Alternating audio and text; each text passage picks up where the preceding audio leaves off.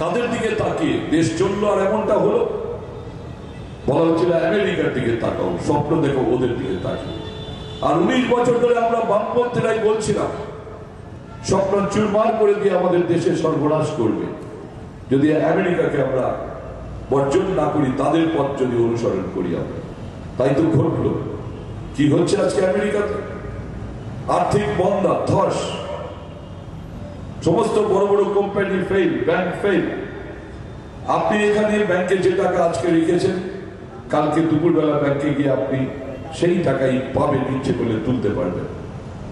কিন্তু আমেরিকার একজন মানুষ নিউ ইয়র্ক, ওয়াশিংটন অথবা কানাডাতে যে টাকা ব্যাংকে রেখেছিল, পরের দিন গিয়ে দেখলো ব্যাংক উধাও, টাকা নেই, পথে বসে গেল, ডলার নেই। আমেরিকা এরকম হলো কেন? আর আমাদের ভারতবর্ষে এমনটা এখনো হতে পারছে না কেন? আমরা বামপন্থীরা বাধা দিয়েছিলাম। আমরা বলেছিলাম ব্যাংক বেসরকারীকরণ করতে আমরা দেব না, আমাদের সমর্থনে সরকার চলছে, আমরা মানি না। বীমা বেসরকারীকরণ করতে দেব না, আমাদের শ্রমজীবী মানুষের প্রভিডেন্ট ফান্ডের টাকা শেয়ারে খাটাবে সরকার, এই বিল আমরা পাস করতে দেব না। আমরা দিইনি এই জিনিস করতে। যারা বেঁচে গেলেন তারা অনেকে মনে করছেন ভগবান বাঁচিয়ে দিলেন। না, আমরা বামপন্থীরা পার্লামেন্টের অভ্যন্তরে বিল পাস হতে দিলাম না বলে শুধু বামপন্থীরা বাঁচলেন তাই না, যারা পরিবর্তন চাইছেন পশ্চিমবঙ্গে বামফ্রন্ট সরকারের, যারা পশ্চিমবঙ্গের ধ্বংসাত্মক কর্মকাণ্ড করছেন, তাদের সমর্থক দরদী বন্ধুরাও কিন্তু বেঁচে গেলেন। ব্যাংকের টাকা রইল, প্রভিডেন্ট ফান্ড রইল, জীবনের শেষ দিনে গিয়ে কাজ থেকে অবসর প্রাপ্তির পর ওই টাকাটাই সম্বল করে বাঁচবেন স্বপ্ন দেখছেন। কারা রক্ষা করল? আমরা বামপন্থীরা রক্ষা করল। আর আজকে সেই কারণেই আমরা বলি যে যখন আমেরিকার পথের দিকে তাকিয়ে দেশ চলল, আর দেশ ঘটনা পরপর ঘটল, জিনিসপত্রের দরদাম বৃদ্ধি, প্রতিদিন চাকরি ছাঁটাই ইত্যাদি, নতুন ছেলে মেয়েদের তাদের কোনো ভবিষ্যৎ নেই, নির্বাচন সামনে, কোন পথে হবে সেই নির্বাচন, কোন নীতি নিয়ে হবে নির্বাচন, আমরা খুব স্পষ্ট ভাবেই ঘোষণা করেছি আমাদের ইস্তাহারে। বিজেপি ফেল করেছে 6 বছরের মধ্যে। না, বিজেপিকে পুনরায় দিকে আনা যায় না।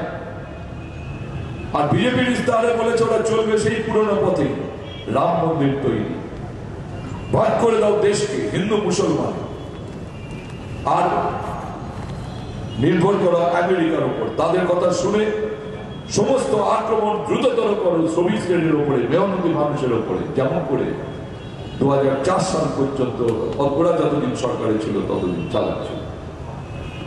কোন পথে সরকার চালাবে? কংগ্রেস ক্ষমতা এলে পরে ইস্তাহারে তারাও ঘোষণা করেছে উদারনীতির পথেই চলবে। তার মানে কি? আমেরিকার নির্দেশিত সেই পথ, ওই পথে ওরা চলবে। হতে পারে না আমরা দুটোর একটা পথকেও আমরা ভারতবর্ষের জন্য, ভারতবাসীর জন্য, ভারতবর্ষের জনগণের জন্য নিরাপদ পথ মনে করছি না। যখন দেখছি আমরা আমেরিকা ধসে পড়ছে, যখন বিশেষজ্ঞরা বলছে 10 থেকে 15 বছর সময় লাগবে আমেরিকাকে উঠে দাঁড়াবে, তখন ভারতবর্ষ কোন পথে চলবে? আমরা বলেছি তৃতীয় বিকল্পের পথ।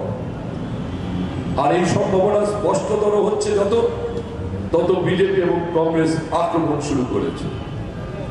ওরাই আক্রমণ করুক, কিন্তু ওদের নীতিকে ভারতবর্ষের মানুষ গ্রহণ করবে না। প্রতিটি রাজ্যে রাজ্যে কংগ্রেস এবং বিজেপি রাজ্যভিত্তিক পার্টিগুলির কাছে আজকে দৌড়ে পেছনে পড়ে গেছে। ওরা পারবে না সরকার তৈরি করতে। আর তৃতীয় বিকল্পের দলগুলি যারা, তাদের সম্ভাবনা ক্রমান্বয়ে বৃদ্ধি পাচ্ছে। প্রশ্ন উঠছে কে প্রধানমন্ত্রী হবে? ঘোষণা করেননি তো, ঘোষণা করতে হয় না। কংগ্রেসের প্রধানমন্ত্রী মনমোহন সিং হয়েছিলেন, কবে ঘোষণা হয়েছিল?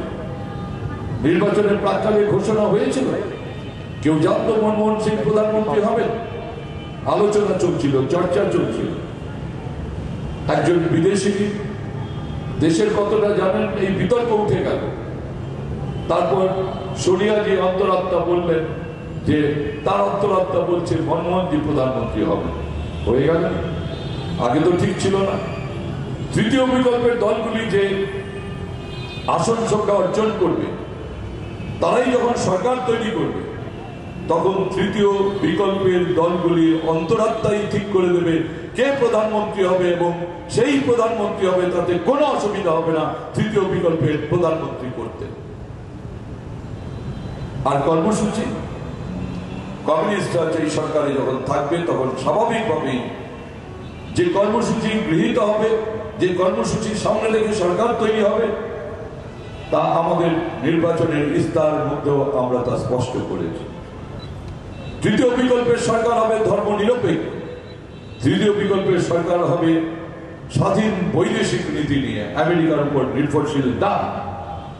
তৃতীয় বিকল্পের সরকার হবে দেশের ৭৫% মানুষের আর্থিক নীতির ক্ষেত্রে, জীবন জীবিকার প্রশ্নে তাদের দিকে তাকিয়ে তাদের প্রশ্ন নিয়ে দেশের অর্থনীতি তৈরি হবে। আরো বিস্তৃতভাবে বলতে গেলে সেই অর্থনীতি হবে দেশের মানুষের সার্বজনীন রেশন ব্যবস্থা, যার জন্য আমরা লড়াই করেছিলাম।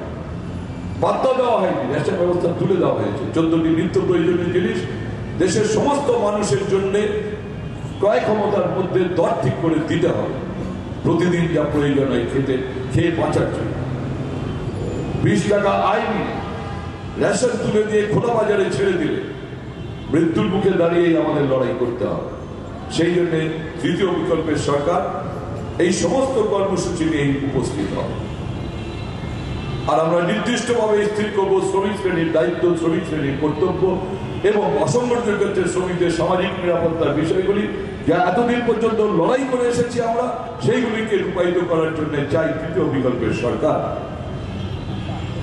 আমি সেই কারণেই আপনাদের মাধ্যমে আপনাদের পরিবারের সমস্ত সদস্যদেরকে, আপনাদের পাড়ার প্রতিবেশীদেরকে, তার সবার কাছে আপনাদের এই বার্তাই নিয়ে যেতে হবে যে বিজেপি ফেল, কংগ্রেস দেখেছ 5 বছর, আজকে দেশের মহাবিপদ, ভয়ঙ্কর বিপদের সম্মুখীন, এখানে দাঁড়িয়ে এখানে এই অবস্থার সম্মুখীন থেকে আমাদের ঘুরে দাঁড়াতেই হয়।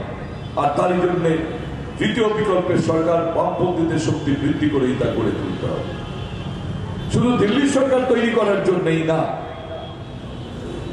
কেমন হবে আমাদের পশ্চিমবঙ্গ। কেউ কেউ চাইছেন দেশের কি হবে, দশের কি হবে, তার জন্য দিল্লি সরকার না, তাতে নাকি তাদের কোনো মাথা ব্যথা নেই। মাথা ব্যথার কারণ এইটাই যে পশ্চিমবঙ্গের বামফ্রন্ট সরকারকে ভাঙবে যারা, তারাই সরকার তৈরি করবে। পশ্চিমবঙ্গের বামফ্রন্ট সরকার কারো দয়ায় দাক্ষিণ্যে তৈরি হয়নি। শ্রমজীবী মানুষের সংগ্রাম, আন্দোলন, লড়াইয়ে বুক চিরে পশ্চিমবঙ্গের বামফ্রন্ট সরকার তৈরি হয়েছে। কেন ওরা 6 বছর আর 5 বছর, কেন বামফ্রন্ট 32 বছর? তার কারণ হচ্ছে যে আমরা 32 বছর ধরে এ রাজ্যের বেশিরভাগ মানুষের স্বার্থের দিকে তাকেই বেশিরভাগ ভালো কাজ আমরা করেছি বলেই বেশিরভাগের সমর্থন নিয়ে বেশিরভাগ দিন ধরে এই সরকার পরিচালিত হচ্ছে। আমাদের ত্রুটি